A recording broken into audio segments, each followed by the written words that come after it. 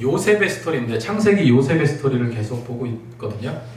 야곱의 스토리를 마치고 요셉의 이야기를 계속해서 살펴보고 있는데 참 재밌어요. 소설과도 같이 너무나 재미난 그런 말씀이죠. 근데 이게 바로 하나님께서 우리를 이끄시고 모든 것을 어떤 기본 표본으로 삼을 수 있는 것이 바로 창세기 요셉에 관한 그 이야기들입니다. 자, 요셉이 형들이 왔다는 소문이 이제 궁에 들렸죠. 그래서 바로와 신하들이 기뻐하고 바로는 요셉에게 양식을 듬뿍 챙겨주라 명하기도 하였습니다. 지금이 어떤 때입니까? 기근이 심했던 때예요. 그래서 그들이 자기에게는 부담되었지만 바로 왕은요 요셉의 형제들을 환영하도록 명령했던 거예요. 그리고 그뿐 아니라 바로 왕은 18절에 이렇게 기록하고 있습니다. 너의 아버지와 너의 가족을 이끌고 내게 오라. 내가 너희에게 애굽의 좋은 땅을 주리니 너희가 나라에 기름진 것을 먹으리라. 이렇게 명령을 합니다. 그러니까 애굽이라는 나라, 그 나라 중에서 가장 좋은 땅, 금싸라기 땅을 너희에게 주겠다. 뭐 요즘이야 건물이 질비하게 서 있는 강남이나 이런 땅이 금싸라기 땅이지만 이 당시에는 가축들이 먹을 수 있는 그런 푸른 초장, 풀이 많고 농사하기 좋은 곳, 이런 곳이 금싸라기 땅이겠죠. 그래서 그 좋은 땅을 너희에게 주고 기름진 것을 먹게 하겠다. 이렇게 기록을 하고 있습니다. 그때도 한번 말씀드렸지만 창세기에 애굽 왕을 지칭할 때 바로 왕이 많이 나오죠. 바로 왕이라는 것은 그냥 왕이라는 뜻입니다. 사람 이름이 아니라. 그러니까 출애굽 당시에 모세의 10가지 재앙을 만난 왕도 바로 왕이에요. 그 다음에 600년 전에 지금 요셉의 형제들에게 말한 이 왕도 누구 왕입니까? 바로 왕인 거예요. 자, 나름 바로 왕은 선한 왕이라고 볼 수 있죠. 그런데 바로 왕이 이토록 요셉에게 그리고 가족들에게 친절을 베푸는 이유가 있었을까? 어떤 이유가? 일개 어찌 보면은 자기 밑에 수하에 있는 국무총리인데 근데 막 그냥 우리 좋은 땅을 주겠다, 어서 와라, 그 뭐 갖고 있는 물건들 아끼지 말고 다 버리고 와라, 여기 새롭고 좋은 거로 주겠다, 막 엄청난 그런 친절을 왜 베풀까요? 요셉을 통해서 바로 왕은요 큰 부자가 됐어요. 7년 동안 풍년일 때 엄청난 양의 곡식을 저장했을 것이고 이웃나라, 심지어 애굽에서 양식을 구할 때 굉장히 비싼 가격으로 팔았거든요. 그러니까 돈을 많이 벌었죠. 그리고 기근이 심해지자 어떤 일이 벌어집니까? 먹고 살 건 없고 기근이 심해지자 에이 농사지으면 뭐 하냐, 땅을 파는 사람들이 속출했어요. 너도 나도 땅을 그냥 팔아버리겠다고.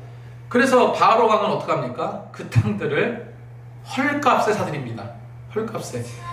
땅을 헐값에 사드려요. 그리고 헐값에 사들였으면 그 땅의 주인들이 누가 되는 겁니까? 이제 소작농으로 전락해요. 그래서 소작을 붙이면서 다시 이제 그 땅을 경작을 해서 바치는 거죠. 이익을 빼고. 그래서 애굽 왕실의 그 수익은 이루 말할 수가 없어요. 그거의 1등 공신이 누구였습니까? 요셉이었던 거예요. 그러니까 우리는 그냥 성경에 요셉 하면은 꼼쟁이 요셉, 그냥 애들이 좋아하는 그런 요셉으로만 생각하는데요. 여러분 성경을 가만히 보면 요셉은 굉장히 주도면밀한 사업가입니다. 이 농작법을 통해 가지고 애굽의 바로 왕의 돈을 벌어줬던 사람이에요. 그러니까 자기 궁궐 안에 돈이 그렇게 재정이 늘어나니까 어떻습니까? 당연히 그 요셉을 좋아할 수밖에 없죠. 그리고 바로는 알았어요. 뭐를 알았냐면 요셉이 그러한 능력, 그러한 권능, 그러한 지혜가 어디서 나왔는지 알았습니다. 어디서 나왔을까요? 하나님으로부터 나왔다는 사실을 알게 됐어요. 그러니까 바로 왕은 하나님이 함께 하시는 그 신통력까지 가지고 있는 자가 요셉이라고 생각했던 거예요. 그래서 아끼지 않고 가족들을 환대했던 겁니다. 20절에 바로 왕이 요셉에게 이렇게 말합니다. 어느 정도인지 알 수 있는 부분이에요. 또 너희 기구를 아끼지 말라. 너희가 살고 있는 품고 있는 짐승들 다 놓고 와라. 그냥 놓고 오고, 그리고 재산 될 만한 거 다 그냥 놓고 와라. 너희 기구를 아끼지 말라. 온 땅에 애굽의 땅에 좋은 것이 너희 것이다. 애굽의 모든 좋은 것을 너희에게 주겠다. 다 가져라 이렇게 말하고 있습니다. 왜요? 돈을 많이 벌어줬잖아요. 그래서 모든 거를 소유를 버리고 그냥 빈털터리로 와도 먹고 살게 해주겠다. 제가 이런 모습들을 보면서 천국의 모습을 또 상상해 보거든요. 과연 천국의 모습은 어떨까? 세상에 아무리 좋고 훌륭한 것을 내가 소유했다 할지라도 천국의 모습과 비교가 될 수 있을까요? 비교할 수 없을 겁니다. 그런데 지금 다 털고 오라고 애굽 바로왕이 이야기를 하는데 우리는 어떻습니까? 우리 삶 자체가 그런 것도 있지만 누구나 무엇이 됐든지 움켜쥐려고 하잖아요. 우리는 조금 더 벌고 조금 더 쓰고 조금 더 좋은 곳으로 가고 움켜쥐려고만 합니다. 근데 하나님 말씀은 똑같아요. 뭐라고 합니까? 너희 가진 거 집착하지 마라. 썩어 없어질 거 집착하지 마라 라고 성경은 말하고 있습니다. 예전에 그 이병철 회장님 아시죠? 네, 돈병철이라고 했잖아요. 돈병철. 그 이병철 회장이 그 암투병 중에 다급하게 신부님을 찾습니다. 그 신부님이 무지개 원리를 한 그 이름이 뭐 유명한 분인데 이름이 갑자기 생겨. 차동엽 신부예요. 차동엽 신부. 많이 알려진 신부입니다. 제가 그래서 이런 예화를 제가 듣고 그 차동엽 신부가 쓴 잊혀진 질문이라는 책이 있어요. 그 잊혀진 질문이라는 책이 있는데 이병철 회장이 암 투병 중에 죽기 얼마 안 남은 날에 차동엽 신부를 부른 거예요. 그래서 다가가서 대화를 나눴습니다. 그때 이병철 회장이 뭐라고 묻냐면 신부님 정말로 천국이 있습니까? 정말로 구원 받을 수 있습니까? 만약에 내가 구원 받으려면 어떻게 해야 됩니까? 뭐 이런 거를 물었다는 거예요. 근데 너무나도 저는 그 차동엽 신부의 대답이 너무나 허무스러웠어요. 그냥 너무 다급하게 물은 구원에 대한 질문인데 다급하지 않게 대답해요. 우리 같았으면 가서 예수를 믿어야 되고 예수 믿어야지만 구원받고 영적 기도도 시키고 해야 될 텐데 그 신부는 그런 게 없더라고요. 근데 어쨌건 별의별 생각을 다 하고 구원에 대한 어떤 목마름도 있었고 죽은 다음에 내가 어떻게든 마지막 죽어가면서까지 또 어떤 생각을 했다는 겁니까?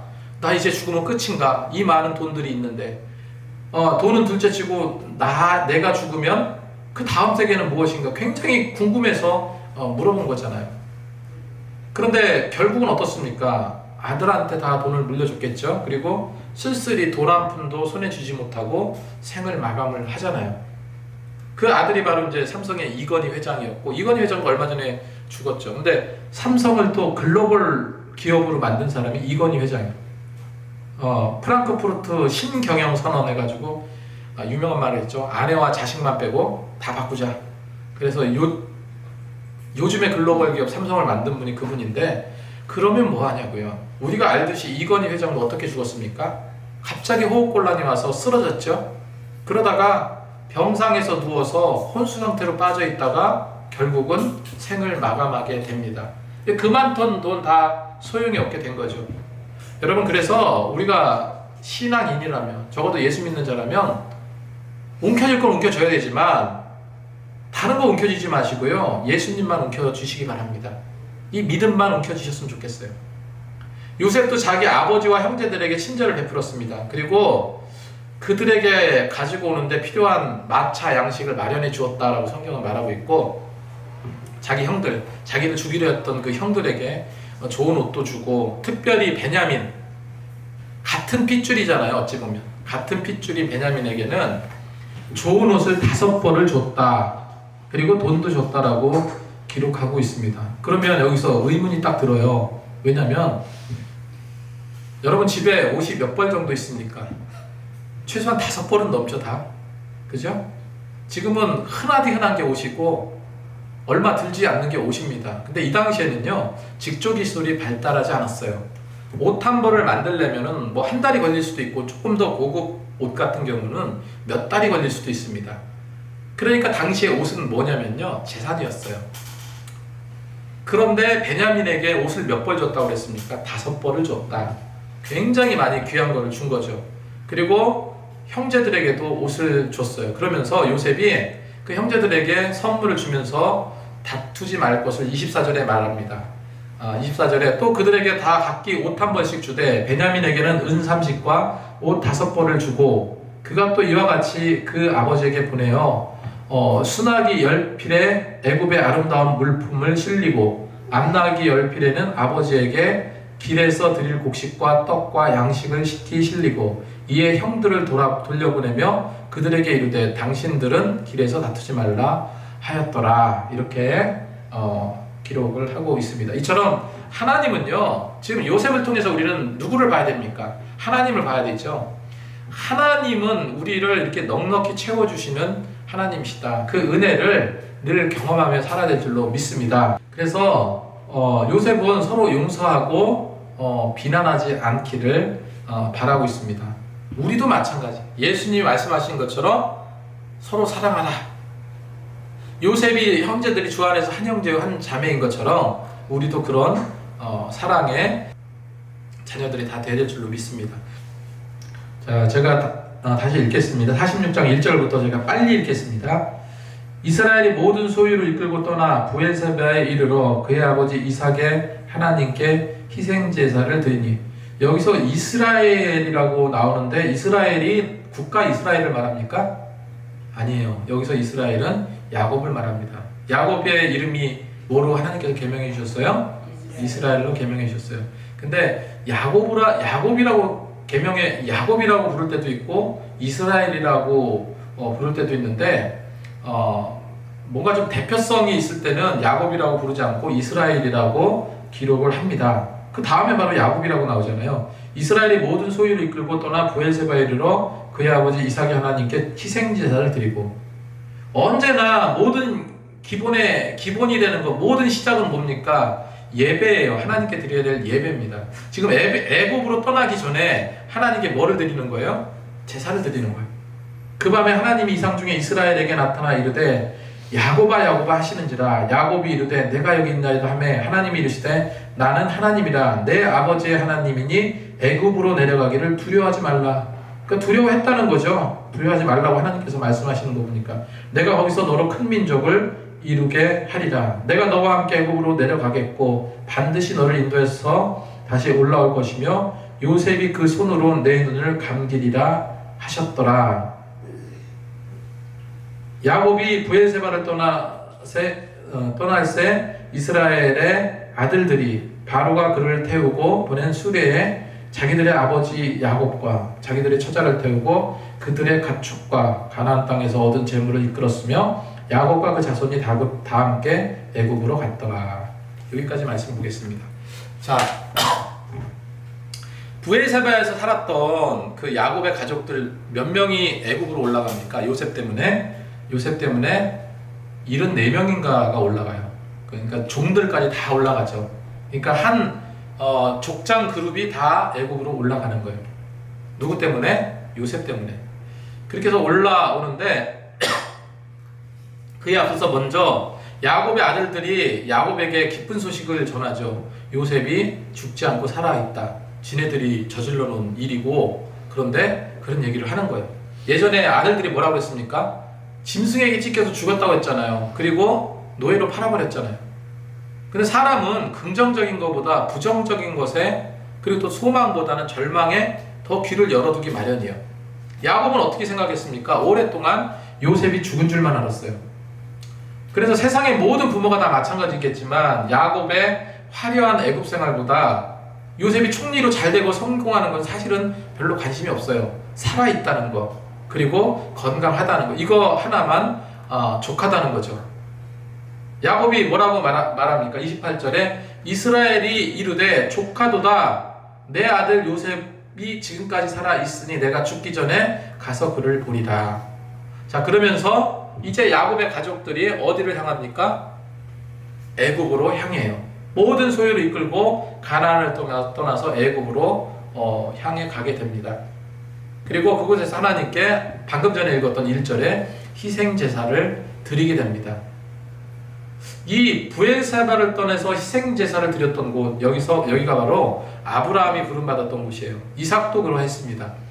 그래서 야곱은 하나님을 그의 아버지 이삭의 하나님으로, 이삭과 언약을 맺은 하나님으로 생각했던 거예요. 그래서 자기 가족이 받는 축복에 대해서 감사하기 위해서 희생 제사를 드렸다는 거예요. 사실 우리가 어떤 큰 일이 있을 때 하나님께 예배하고 감사 헌금을 드린다든지 감사의 표를 하는 것은 굉장히 그래서 중요한 의미가 있습니다. 예를 들어서 첫 직장, 아니면 승진을 했다든지, 아니면 여러 가지 좋은 일들이 있을 거 아니에요. 그랬을 때 더 의미를 더 두는 거죠. 그 부분에. 이것은 바로 야곱이 하나님을 향한 그러한 하나님에 대한 경외감을 그대로 받아들이는 거예요. 이 신앙이 곧 우리의 신앙이잖아요. 그래서 희생제사를 드리며 감사했다.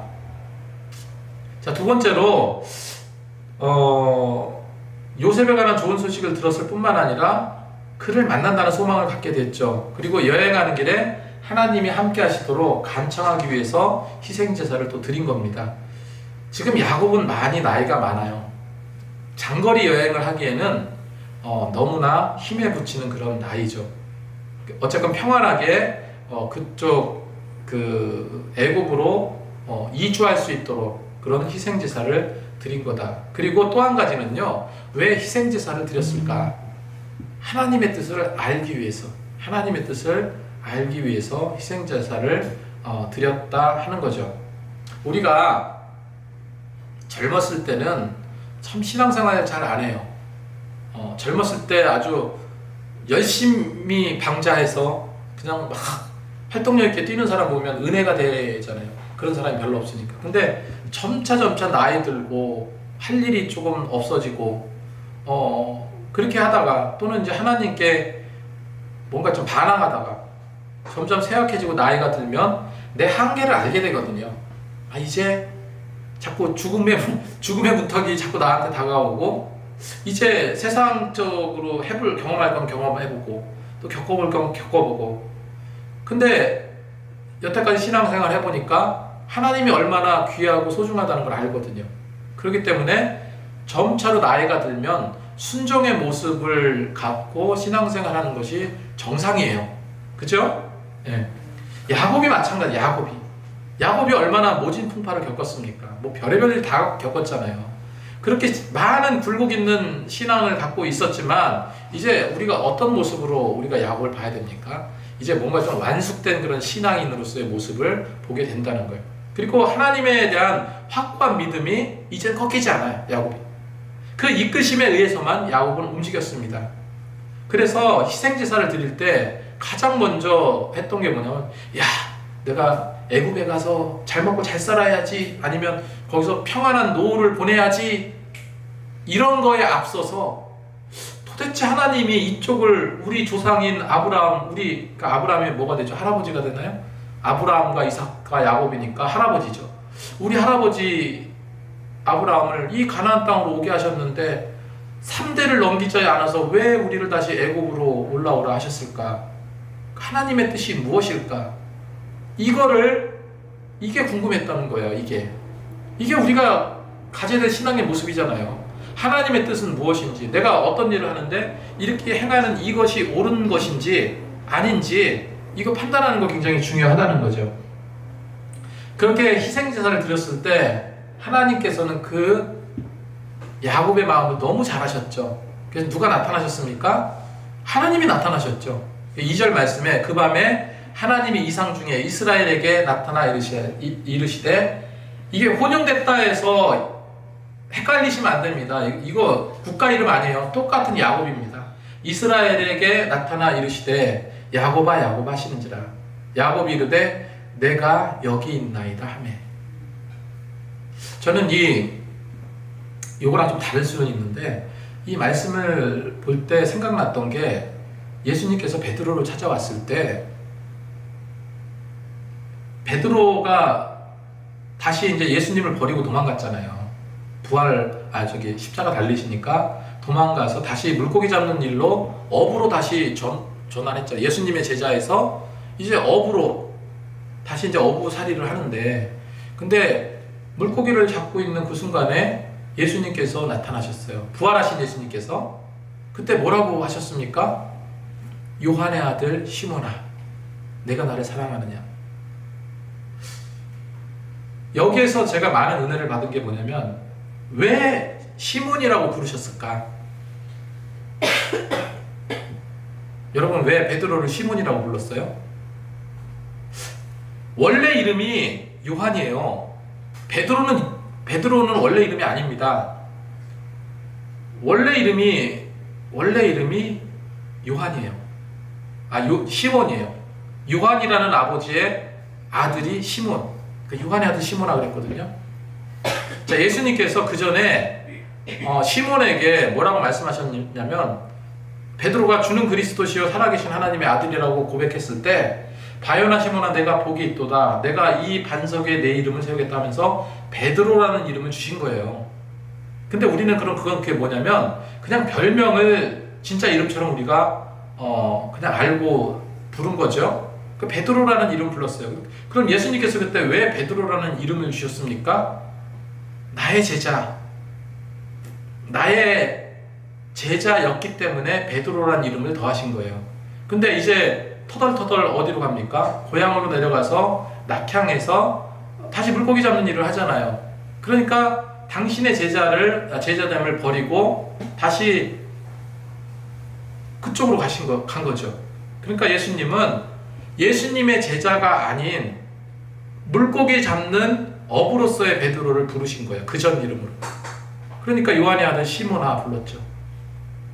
마찬가지로 이스라엘이라고 하나님께서 부르시는 거나 야곱아 부르시는 그 의미를 우리가 비슷한 맥락으로 봐야 된다 하는 거죠. 자, 구약의 제사는 지금의 예배입니다. 우리가 하나님을 어디서 만납니까? 예배 중에 임하세요. 예배 중에. 야곱이 하나님께 제단을 쌓을 때 하나님이 임재하신 것처럼 우리도 지금 예배 드리는 이 가운데 이 말씀이 나오는, 제가 이제 말씀을 대언하잖아요. 성경에 있는 말씀을 대신 전하잖아요. 말씀이 대언될 때, 찬양할 때, 기도할 때, 또 신앙 고백할 때, 이런 모든 예배한 과정 속에서 성령의 임재하심이 나타나야 정상이고 나타난다는 겁니다. 그래서 예배를 제대로 잘 드리는 것은 우리가 정말로 영적인 참 자유함을 얻는 일이라는 거예요. 그래서 하나님은 야곱에게 다시금 확신을 심어주셨죠. 그리고 아브라함과 이삭과 맺은 그 언약을 재확인합니다. 3절 4절 말씀에 하나님이 이르되 나는 하나님이라 내 아버지의 하나님이 애국으로 내려가기를 두려워하지 말라. 그러니까 하나님의 의도가 뭔지를 지금 하나님께서 직접 응답하신 거예요. 내가 거기서 너로 큰 민족을 이루게 하시겠다. 그래서 애국으로 저 내려오기를 두려워하지 말라. 바울이 복음을 전하러요 고린도로 내려갔습니다. 고린도로 내려갔는데 잘 될 줄 알았거든요. 잘 될 줄 알았어요, 고린도가. 근데 고린도가 온갖 우상단지 막 말도 못하는 환락의 도시였어요. 잘 될 턱이 없죠. 게다가 너무 외로웠어요. 혼자. 다른 제자들이 다 잠시 어디 가고 막 그런 상황에서 고린도에서 혼자 복음을 전하는데 먹혀 들어가질 않는 거예요. 하나님께서 여기서 복음을 전하라고 했는데 도저히 여기는 왜 사람들이 반응도 없고 냉랭하고, 요즘으로 말하면 교회가 부흥도 안 되고 이러고 있나. 그래서 다시 돌아가려고 했어요, 바울이. 그때 하나님께서 바울에게 나타나셨죠. 뭐라고 말씀하십니까? 두려워하지 말라. 이곳은 내 백성이 많음이라. 여기는 내 백성이 많다. 여기는 구원의 터가 될 것이다. 그래서 세운 교회가 뭡니까? 고린도 교회예요. 그래서 세운 교회가. 마찬가지로 이런 근심과 걱정과 이거 안 될 것 같은 그런 상황, 이런 상황이 계속될 때, 그때 실제로 그런 마음을 위로해 주시고 힘을 북돋아 주시는 분이 누구예요? 하나님이시라는 거예요. 야곱이 지금 두려움에 가득 쌓여 있을 때 하나님께서 하신 말씀이 뭐예요? 야곱아, 두려워하지 마라. 애굽으로 내려가는 거 두려워하지 마라. 내가 거기서 너로 큰 민족을 이루게 할게. 이렇게 약속하신 겁니다. 그래서 바울에게도 하나님께서 이렇게 말씀하셨죠. 그렇게 고통에 쌓여서 고린도에는 안 될까 보다 할 때 두려워하지 말라. 내 백성이 여기 많다. 그러면서 사도행전 23장 11절 말씀에 담대하라. 바울에게 하신 말씀이에요. 담대하라. 예루살렘에서 나의 일을 증언한 것 같이 로마에서도 증언하게 되리라. 너는 고린도가 끝이 아니야. 고린도에서 복음을 전하면서 나중에 어디까지 간다는 거예요? 로마에서도 증언하게 될 것이다 라고 비전을 선포해 주시는 거죠. 그래서 야곱을 위로하셨던 하나님이 바울에게도 힘을 주셨다는 사실, 그런 것을 여러분 생각하시기 바랍니다. 한 가지만 더 말씀드리고 뵙겠습니다. 이랜드 회사에 박성수 회장이 있어요. 이랜드라는 그룹에 박성수 회장이 있는데, 이랜드는 우리나라 거대 기업입니다. 뭐 인수합병에서 계속해서 회사 자체가 교회 같대요. 교회. 뭐 늘 찬양이 울리고. 그런데 이 박성수 회장이 극심한 그 질병이 있었어요. 표현하는데 어떻게 표현하냐면, 밤에 이게 너무 힘이 없다 보니까 밤에 누워서 이불을 덮는데 이불의 무게가 너무 무거워서 힘들었대. 그 정도로 쇠약한 상태, 아무것도 할 수 없는 그런 상태에서 오카눔 전도사를 만났어요. 오카눔 전도사를 만나서 성경 공부를 시작합니다. 그래서 육체적인 치유함을 얻기도 하면서, 그러면서 자기의 비전을 바라보게 된 거예요. 그 성경 공부를 시작을 하면서 말씀이 깨달아지면서, 그러면서 말씀대로 살았더니 어떻게 됩니까? 회사가 기하급수적으로 성장하는 그런 예가 있었다는 거예요. 그 흔들리지 않은 마음과 믿음으로 추진력 있게 나갈 때 하나님께서는 거기에 엄청난 시너지를 준다는 겁니다. 자, 야곱은 많이 늙었어요. 하나님께서도 뭐라고 말씀하셨냐면, 너는 요단강을 건너지 못하리라 했습니다. 여러분, 하지만 가나안에 들어가지 못하고 죽게 된다는 말씀이긴 하지만 가나안에 묻히게 될 것이다 라고 이야기합니다. 그래서 나중에 거기서 애굽에서 죽잖아요. 애굽에서 죽지만 유언을 하죠. 하나님께서 이렇게 말씀하셨다. 너는 가나안 땅에 묻히게 될 것이다. 그러니 내가 죽게 되면 내 육체를 가나안 땅에 묻어다오 해서 가나안으로 다시 운구해서 마지막 묻히게 됩니다. 자, 아무튼 이런 야곱의 일생 그리고 요셉의 일대기를 살펴봤습니다. 다음 시간에는 야곱의 축복이라고 하는 그런 부분들을 좀 더 살펴보도록 하겠습니다. 아무튼 이 말씀으로 늘 승리하시는 저와 여러분이 되시기 바랍니다.